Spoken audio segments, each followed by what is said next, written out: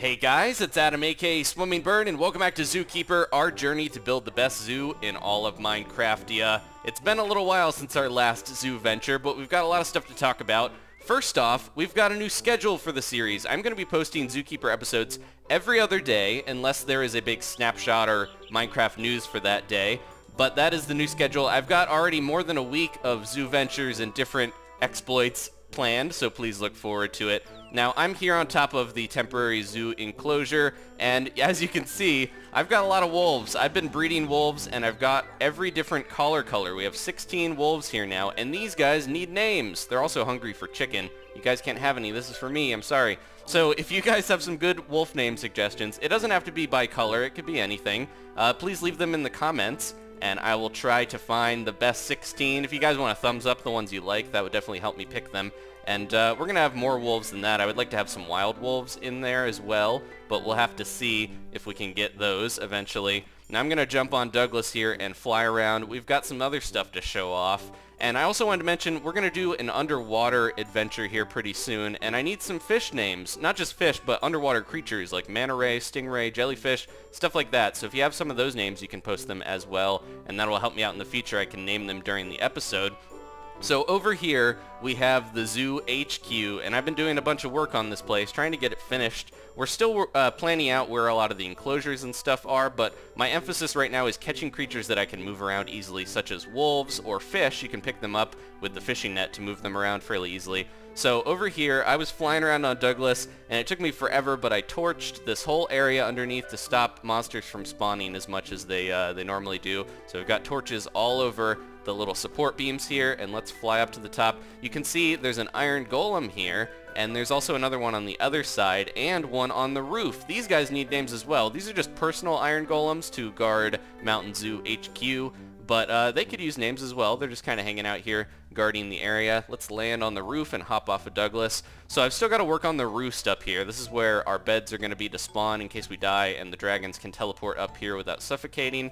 I'm going to jump down, and you guys can see the second floor is quite a bit different. It actually has stuff on it now. I've got anvils strewn about here. I've got all the brewing stuff going, some cauldrons, couple furnaces, crafting tables. This is actually the light blue stained glass, but or tinted glass, and it's really weird looking with shaders. It kind of looks almost like a texture error, but it still looks alright. It just kind of stands out from the other blocks. That's the only thing I don't like about these the shaders right now, but I don't think it looks too bad. This is here so that I had a little bit of water. I just thought I would make the glass blue as well, but I can use buckets here to grab water and easily fill up the cauldrons and get potions and stuff. We're going to start stocking up on a bunch of supplies here because I'm going to take on some bosses and different stuff eventually.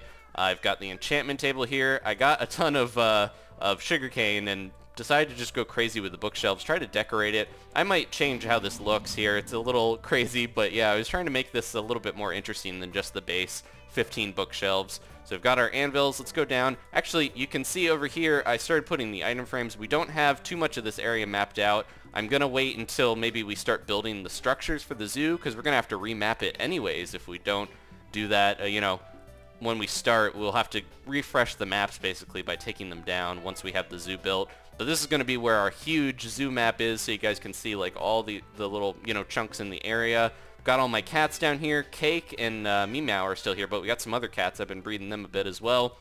This is where the little lounge is here. You can go into this little pit and hang out if you want to relax, sit by the fake fire.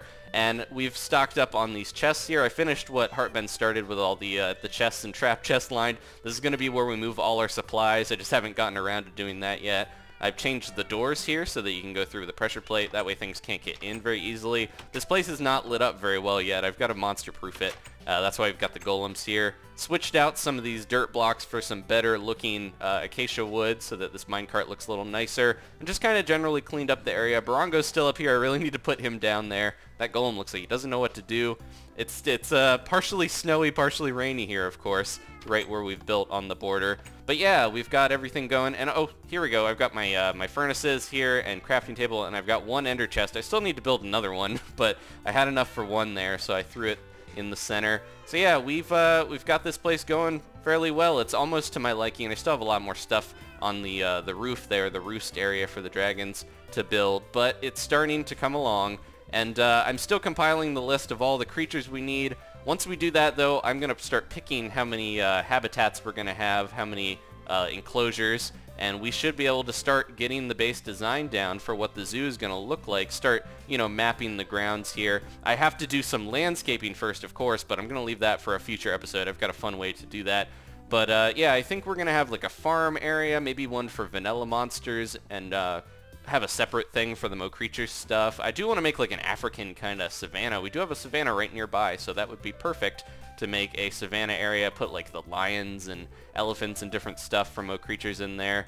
The village, it'll probably stay over here, but we're going to build it up and make it a lot nicer. Make it not an enclosure necessarily, because a lot of people commented it's a little cruel to keep the villagers in a enclosure. So we'll try to make that like a place that you can stop on the way to the zoo.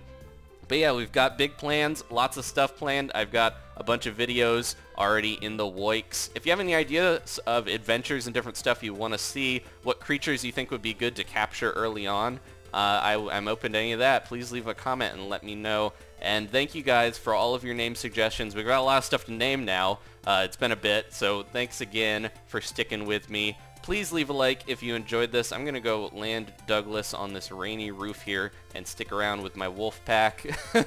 And I'll see you guys next time for the next Zookeeper update. Goodbye.